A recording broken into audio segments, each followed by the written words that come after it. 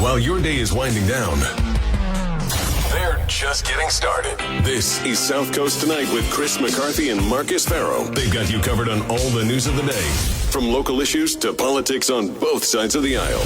This is the place where the movers and shakers come to be heard, to listen, and where they're held accountable. This is South Coast Tonight on WBSM. Welcome to South Coast Tonight. I'm Marcus. He's Chris. And we're joined now by Lieutenant Governor Kim Driscoll. Lieutenant Governor, how are you? I think we lost the call. Whoops. Madam Lieutenant Governor? Hey, you guys. How's it going? Good. How are you? All right. So thanks for joining us this evening. So first things first, you were at the Marine Commerce Terminal today with Governor Healey, making some announcements on investments that you guys are making towards climate action. Can you talk about that a little bit? Yeah, absolutely. It was great to be in New Bedford, a real leader in this offshore wind industry. You know, Mayor Mitchell has been talking about this, setting up the city for success.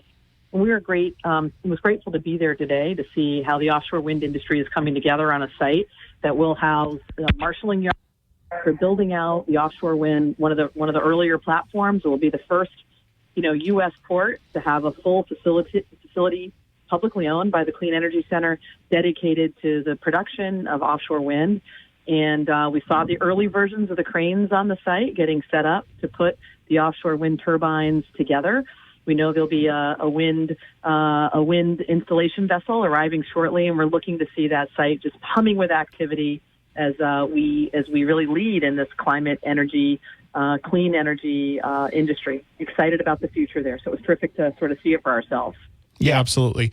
So we had originally reached out to your office to talk about some of the work that you guys are doing to combat the seemingly intractable housing crisis. And I think Chris is going to start off with the first question. Hey, Chris, how's it going? Really well, Governor. Thank you very much. Thanks for joining us.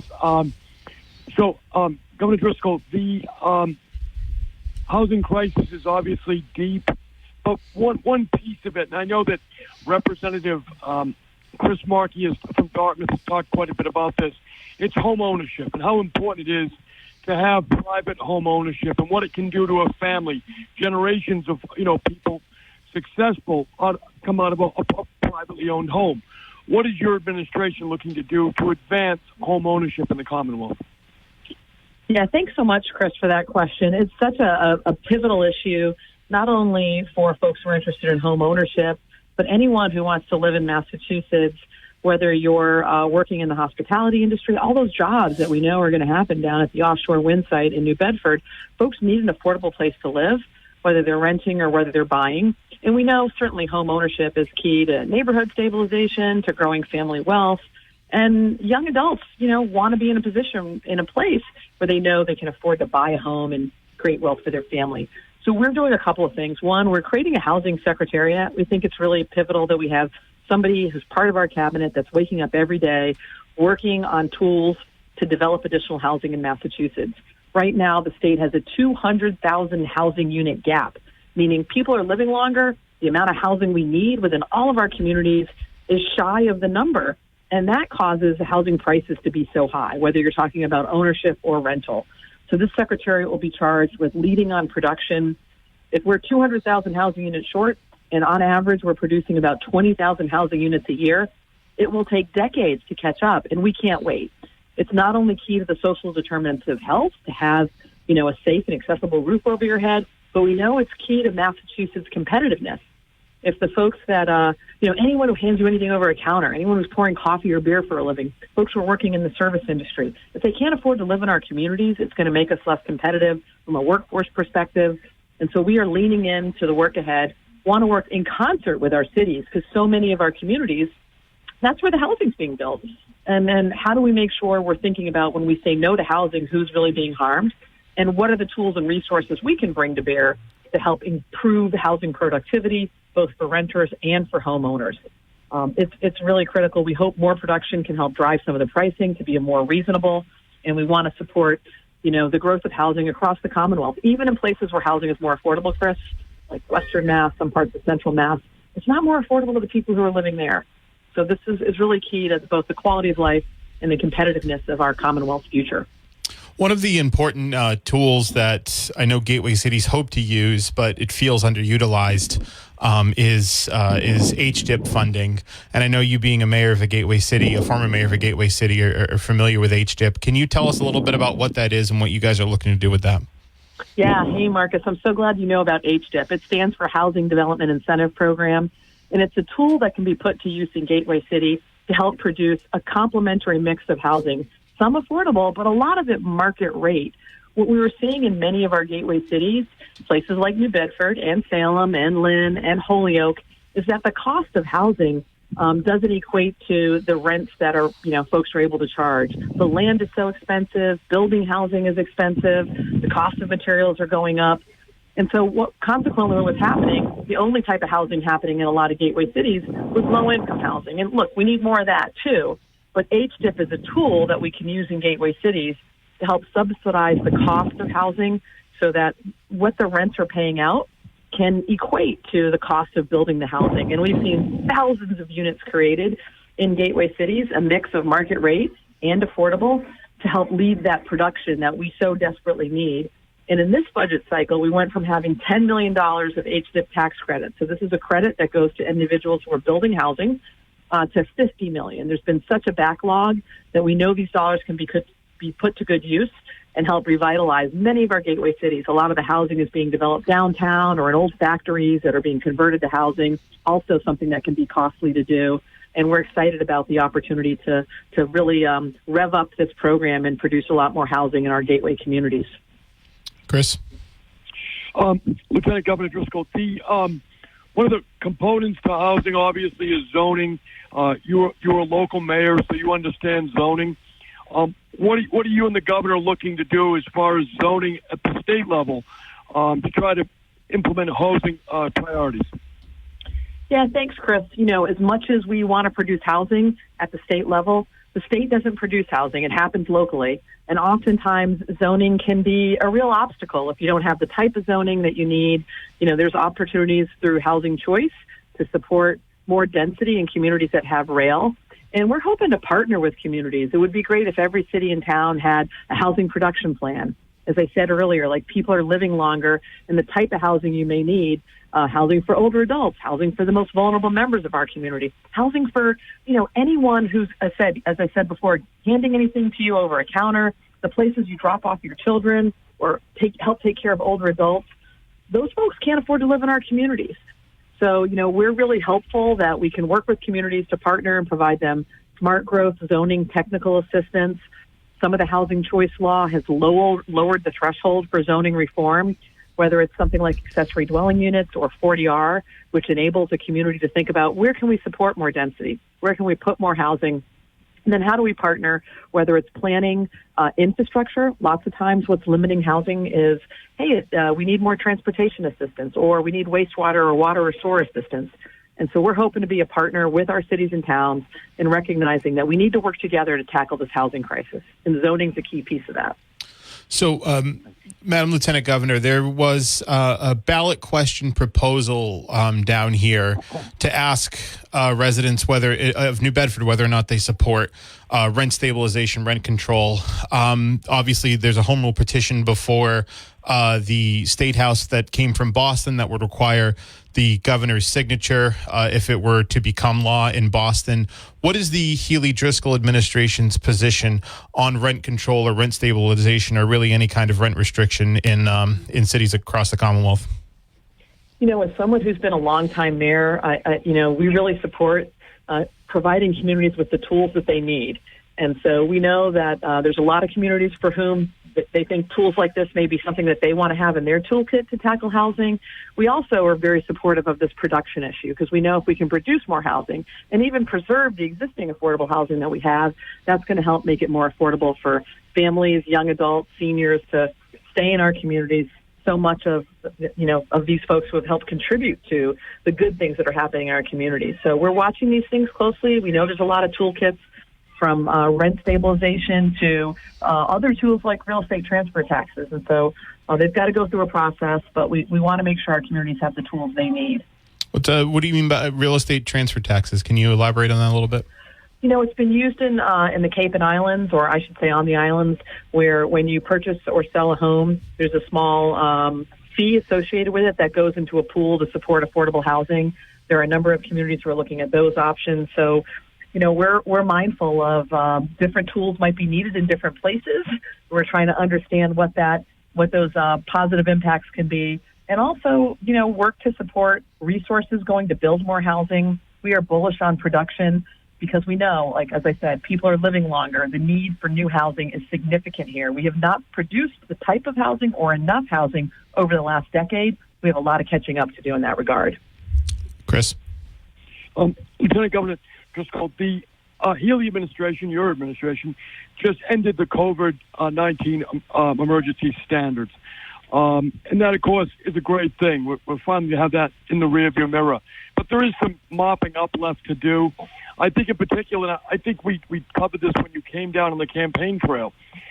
We lost a local police officer, Mike, to a COVID emergency. He caught it on the job, and that New Bedford police officer died. Mike Cassidy was his name. His wife and daughter are still alive. Because of the little quirk in the law, he was not able to, his family cannot collect the death benefits. We thought that Governor Baker was going to sign it. It got all the way there. But it needs a new sponsor. It needs someone to carry it forward. I'm not asking you to comment on the particulars because you don't have them in front of you. But I was wondering if you'd be willing to meet with the Driscoll family and maybe someone from the New Bedford Police Union. Cassidy family. Yeah, this is really an important issue. Not only, we're in a position right now where we can end the public health emergency, but what are the aftermaths? How can we support our first responders and better understand? Look, there were a lot of community members who unfortunately were impacted by this awful, awful pandemic. Our first death in Salem when I was mayor was a woman who worked at Market Basket grocery store, Vitalina Williams, someone who I would see when I was shopping there. And so these impacts are real. We want to better understand them. I'd be happy to learn more about this particular instance and see if there's something we can do. It's a travesty what took place, but I also want to, there was a lot of resilience as well. And, anything we can do as we come out of this to bounce back stronger and as a Commonwealth that recognizes some of the impacts and also looks to, support those who we know moving forward, we're going to need to provide a little bit of a helping hand is something, happy to talk more about that. Don't know the details on this case, but understand it's been a long couple of years. Glad to see this emergency lifted, that we're in a position to do that, but also know there may be, impacts that we're going to need to take care of for years going forward. Going back to the question on rent control, rent stabilization, I think, in Boston in particular, it was a response to maybe some what they're saying is some unscrupulous landlords who are essentially price gouging the commodity, in which case this is housing. Does the Healey Driscoll administration have a position on the raising of rents in general, or whether or not there are unscrupulous landlords that are gouging prices on rents in cities like Boston or like New Bedford? Unfortunately, I'm sure there are examples of folks who are buying properties and then raising rents and making it really hard for longtime tenants. In Salem, we have a lot of what we call naturally occurring affordable housing. I used to refer to them as, the somewhat dumpy apartments you may have rented when I was in college, right? And if somebody's buying that and flipping it and putting investment in, and then the rents are skyrocketing, we know we're displacing people. And so how can we help address that? I think that sounds like what some of Boston's legislation is designed to try and address. And, again, we want to try and support communities with tools. We also want to be mindful of impacts on production. If we're not producing housing, that's going to be a dilemma for us. That's what's got us into this, challenge right now, is not having the type of housing we need or enough of it. So we're going to be watching it closely. We want to try and be a supportive partner in all of this work. Chris? Lieutenant Governor Driscoll, the fishing industry, of course, is paramount here in New Bedford, but there are competing industries with the wind industry, which is obviously rising up as well, and a very needed industry. What is your focus as far as the fishing industry and the wind industry, and try to make them work together? I mean, we see immense opportunities for Massachusetts to be a real leader in terms of offshore wind and clean energy, and wanting to make sure that it's not a win here and loss there. The best thing we can do is be communicating with our fishing industry. They've had a lot of regulations. I understand how our fishing industry can feel like it's being put on them, but I think these things can coexist, particularly if we have key stakeholders around the table. As we're thinking about the Gulf of Maine and opportunities there and continuing to grow out on the South Coast, we want to make sure we have the port tools that we need, the assets, and the apparatus in our historic port communities, and also see benefits beyond our coastal communities when it comes to clean energy and offshore wind. The answer is simple. It's not either or, it's both. So, Madam Lieutenant Governor, the Attorney General Campbell came out today, or maybe yesterday, it all blends together, but she came out recently and said that the MBTA communities law is not optional. It is enforceable, and she's looking to enforce it on communities like in southeastern Mass, like Middleborough and Berkeley, that don't want to comply with it. What is the MBTA communities law? And what is the Healey Driscoll's administration's position on its enforceability and whether or not it'll help communities with the housing crisis?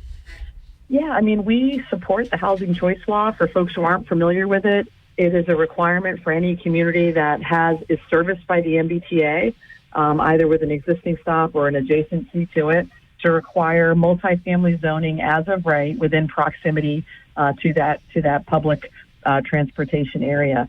And it's a zoning requirement, right? So right now you have to have a plan, and then you have to submit to ensuring that you have zoning that would enable multifamily homes to be built, and to do so in a way that's not requiring extra layers of permitting and delaying that from happening. It doesn't require you to build the housing. It just requires you to have zoning that allows it.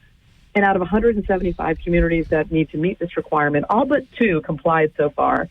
And so we feel like really positive about the opportunity to leverage what's happening there in our communities to support them with the technical assistance they may need. And many communities can provide additional housing options. We know that there is land that's available near our transit stops, and we want to be able to leverage that to create the housing that we know that we need. One of the areas that we are fully aligned with Attorney General Campbell is making sure that if this law exists, that it certainly is enforced. But we also want to work with communities. So I know we've done outreach to those 2 communities. The fact that it's only 2 out of 175, I think, is really positive. And then how can we, support the work moving forward? It's not just the zoning. We actually need the housing to be built as well. Chris? Lieutenant Governor Driscoll, one of your main functions of the Lieutenant Governor is chairing the Governor's Council, which, of course, is where we get all of our fine judges from. What is your administration's philosophy on the judges, and in particular, hiring local judges to serve in the local district courts? If you could expand on that a little bit. Absolutely. This is a new role for me as Lieutenant Governor and chairing this Governor's Council. Important that we have a body that vets in working in concert with the Judicial Nominating Committee. Unlike a lot of other states, if you want to take on a judicial appointment here, we want to make sure we're vetting you, that you have the right skills and qualifications. And the Governor's Council is a real backstop on all of that because they have to vote on approvals for judicial appointments. So we know that particularly when you're talking about the lower courts, like a district court, the folks who know their communities best and the community values and standards that you hope to keep up are typically the folks who live in community. So that's going to be an important consideration. But, having the right professional background, a very diverse portfolio of people. We want to make sure it's not all prosecutors or not all defense counsel, and that we're thinking about geographic diversity of race and experiences as practitioners. That's going to make for a better court system. So we're looking forward to, leaning into that work and that value system. There aren't any openings right now. Governor Baker and Lieutenant Governor Polito, before they left, filled all the vacancies. So we've got a little bit of time before we'll see action. Yeah, it's really good. Yeah. As a former defense counsel, I fully support all defense counsel judges, by the way, in district court. so I'll bet you do, Marcus. Yeah. It's like, to your point, though, it's really important. A lot of people got experience as prosecutors and then, maybe left the prosecutor's office, the local district attorneys to work as defense counsel.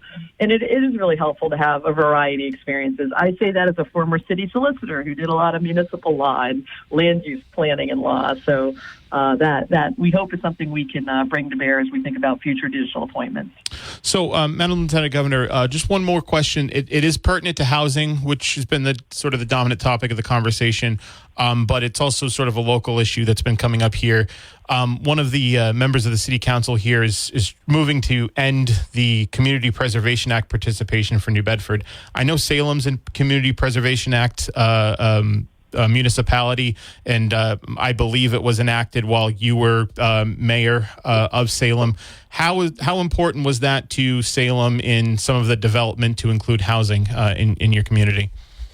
Yeah, it's been a vital tool for a number of communities. You know, if you pass the Community Preservation Act, it requires you to go to the voters and ask to put it on the ballot. You're asking your community members to pay a little bit more in terms of their local surcharge on their property taxes. But what you get for it in return is a pool of resources that can be used for historic preservation, for parks and open space, and for affordable housing.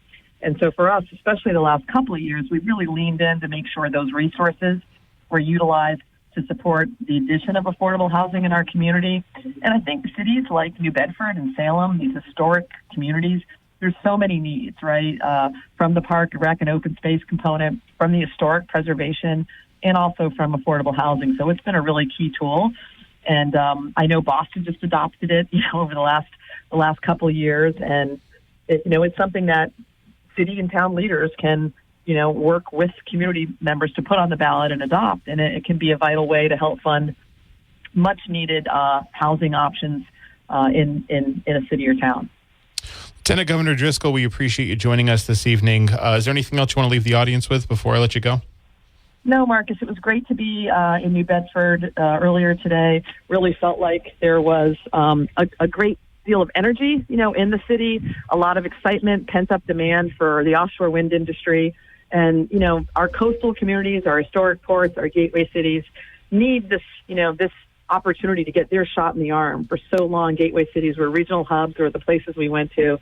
And it was just great to see that, that energy, that innovation happening, places that, for too long have had these assets that weren't fully realized, and excited to see it come together. And we'll be back. Can't wait, actually. Looking forward to it. Thanks for joining us this evening.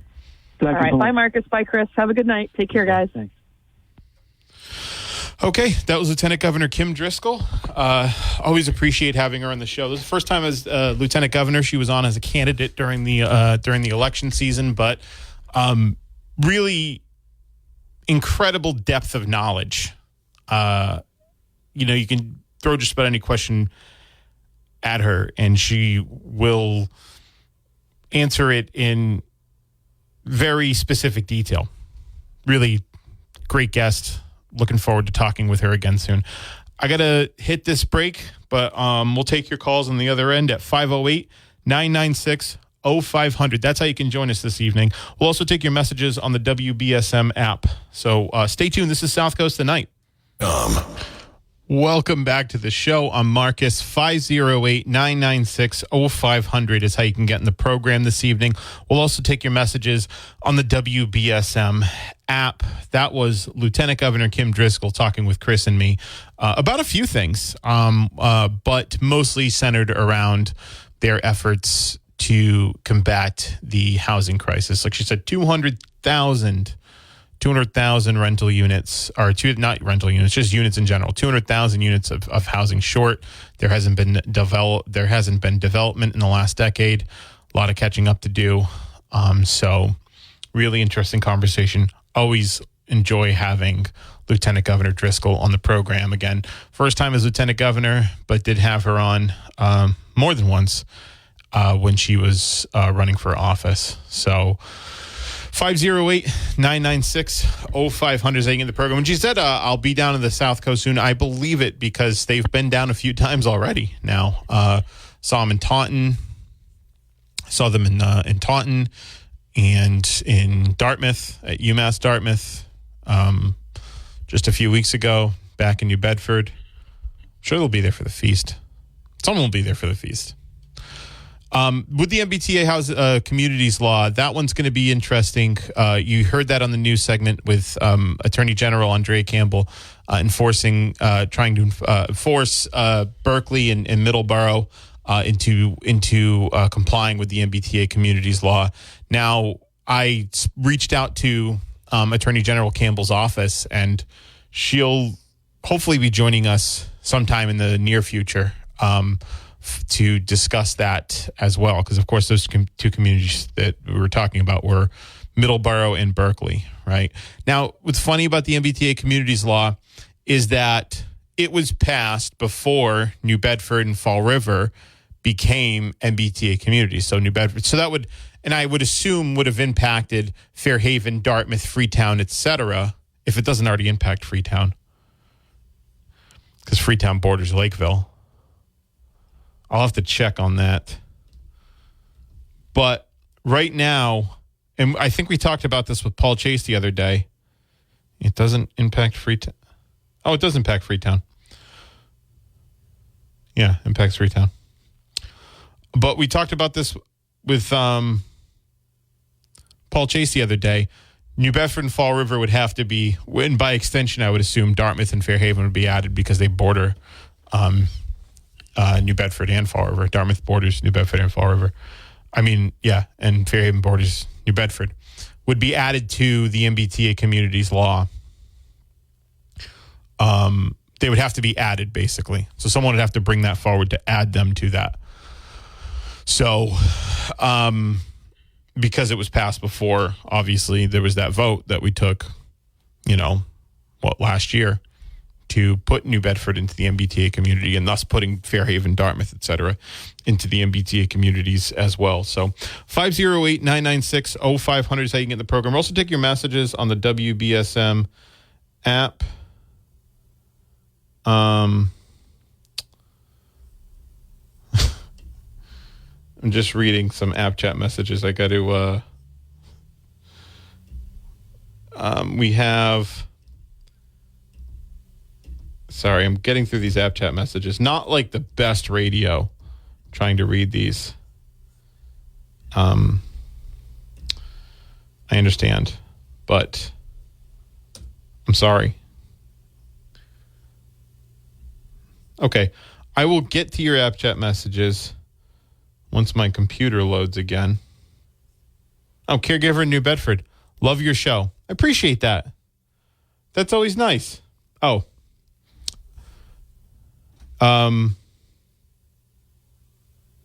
Free community college. Okay, so someone's asking, and maybe this is because the Healey Driscoll administration does have a proposal for free community college in their budget, but someone's asking me on the app chat, free community college, what happens if they don't graduate? Do they become professional students forever?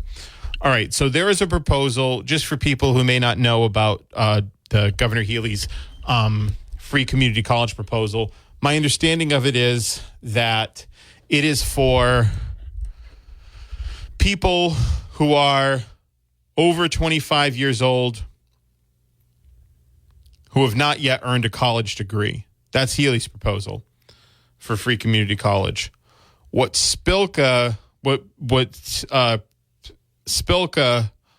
the Senate president, wants is just straight up free community college in the Commonwealth. Her position is we have the money. Why means test it, right? Basically, why put the restrictions on it?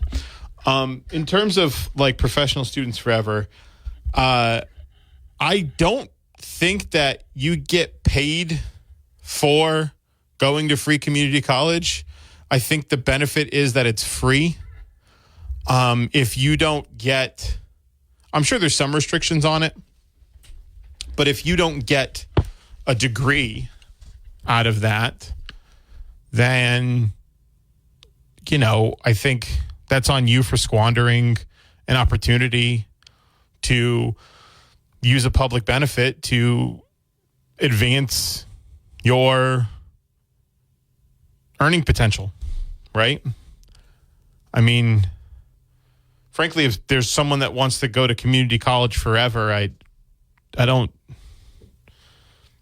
feel like those people are probably few and far between. and I don't really, like, me personally, I don't really care, right? I don't know. I don't think it's something to get hung up on. But like I said, if you don't take advantage of that opportunity, that's on you. In terms of professional students, I don't think you get paid to go there. I think it's just free. It's just free to go there. If you were to get a salary to go to community college, then maybe we could have that conversation. But I understand what you're saying, though. Like, is there a system of accountability for people who may not use that resource properly? I understand that. I just don't think one is necessary. But I think if you don't take advantage of that opportunity, that's on you. And you'll suffer the consequences of that by not earning that degree and not meeting your potential. But thank you for the question. I appreciate that. Trying to figure out app chat.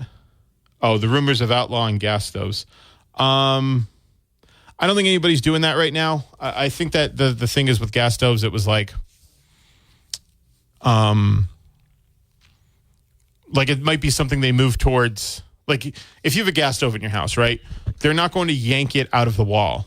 But maybe somewhere down the road, like years and years from now, they may move towards gas stoves that are maybe emit less toxic fumes, or may move towards electric stoves being industry standard in new houses.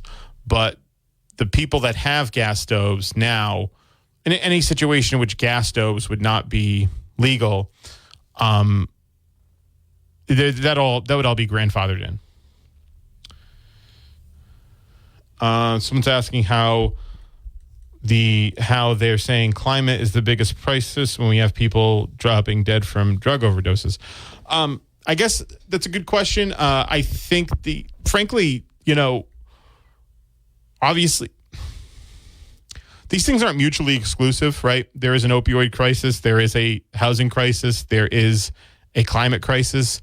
To say that the opioid crisis is bigger than the climate crisis, I'm not so sure.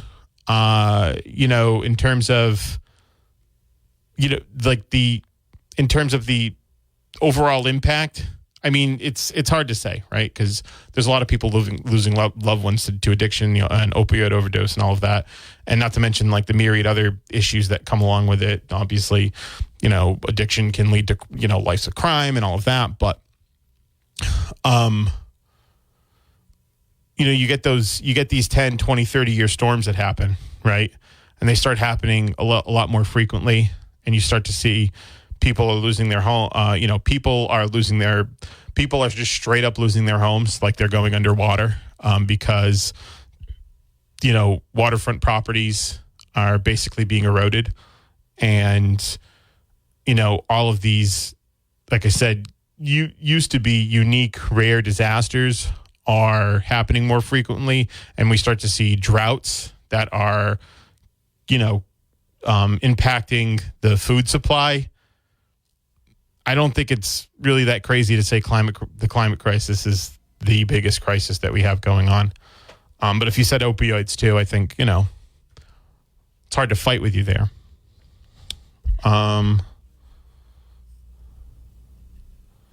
So 508-996-0500 is how you can get in the program.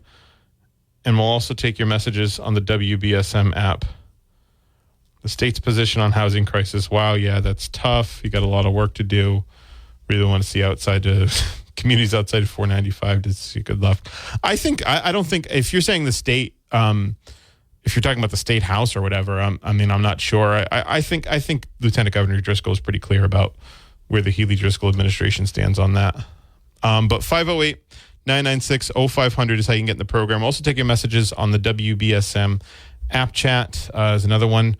Love the Lieutenant Governor. This is a Whaling City resident. Love the Lieutenant Governor. Remember when she was a candidate? She was awesome. Have her back. Yeah, I will. And someone else, Steve from Freetown, you have great guests. Thanks. Appreciate it. Thank you. And then someone's asking me, what is their position on rent control? I think they seem to be like, she didn't shoot it down, right? She didn't shoot it down. She seemed to say, it seemed to be a position that if it got to Healey's desk, if a home rule petition got through the State House and got through Healey's desk, they would sign it. They would probably say, okay, well, a city passed this. The majority of the legislature filed it. Passed it after it was filed. We got to sign it, right? I think they do that. But I don't think it's going to pass the legislature. 508-996-0500 is how you can get the program. We'll also take your messages on the WBSM app chat. I'm going to take a break. 1420 WBSM, where freedom of speech lives. Sure. Transitioning out of the military, it's difficult. Just about everything around you changes. I would get phone calls that brothers were dying, some of them to suicide. And I'd found myself in another cold cemetery. And I started to wonder if I was next. It's a struggle to know that you're facing challenges, but not be ready to face them. Sleep doesn't come easy. And when it comes, it doesn't last long. You're tired all the time. I didn't reach out for that help, but thank God my wife did. She got me registered for Wounded Warrior Project. Talking to somebody that would listen to me and understood my story helped me realize that it was time to change. There's a new fight, there's a new mission, and that's something I'm eternally grateful for. See how we help warriors combat stigma at woundedwarriorproject.org/combat stigma. To some people, the sound of a baby babbling doesn't mean much. But that's not necessarily true. By 6 months, they're combining vowels and consonants. By 9 months, they're trying out different kinds of sounds. And by 12 months, their babbling is beginning to take on some meaning.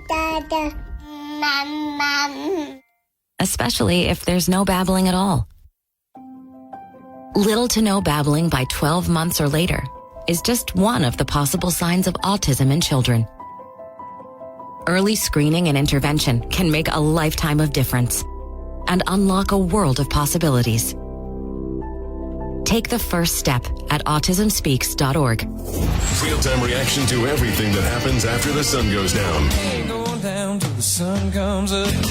South Coast Tonight with Marcus and Chris is on WBSM. Okay, welcome back to the show. I'm Marcus, 508-996-0500. Also taking your messages on the WBSM app chat. Someone got another message. Imagine if you guys interviewed Jeff Deal about housing, LOL.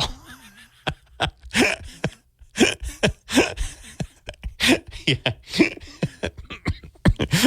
Sorry. That was funny. Okay. I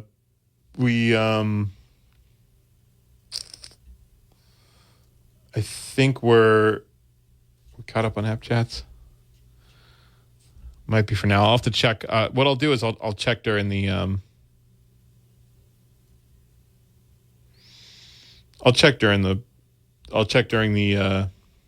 break, during the news break, to see if I think we're all caught up on app chats for now, but we'll take your calls too at 508-996-0500 is how you can get in the program.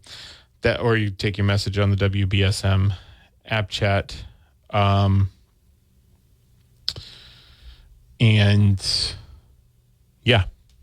So what I'll do is I'll take a break now and I'll check. I think we have some app chat messages still outstanding, so I'll check on those. Welcome back to the show. I'm Marcus. 508-996-0500 is how you can get on the program. We'll also take your messages on the WBSM app. Again, thanks to Lieutenant Governor Kim Driscoll for joining us to talk about all the stuff that they're doing to, address the housing crisis. Again, 200,000 units. I didn't know it was that many in the Commonwealth. 200,000 units short of where we should be based on, population growth and all of that. So there's some catching up to do. And hopefully, in the coming years, we can spur enough development and growth to meet that goal of getting 200,000 and beyond in, housing units. Jeez, that's a lot. That's a lot. That's 2 New Bedfords and 2 Fall Rivers, right? 4 Attleboroughs and like 4 Tauntons. I can't remember how many people are in Taunton. Someone tell me how many people are in Taunton. I want to say 60,000. Fall River is about 89. New Bedford's 106. Attleborough's 50 some odd. Maybe Taunton 60, 70,000. Maybe more. Someone could enlighten me. I'd appreciate it. 508-996-0500. We'll stick your app chat messages. Lots to talk about. We can continue to. By the way, did you hear the lieutenant governor's position on the CPA as a former Gateway City mayor in Salem? Have you been to Salem? It's very nice. I went there. I went to Salem in October. So I went in September, and it was really nice. And I went in October. It was crowded. So crowded. It was so many people. There's so many people. It's insane.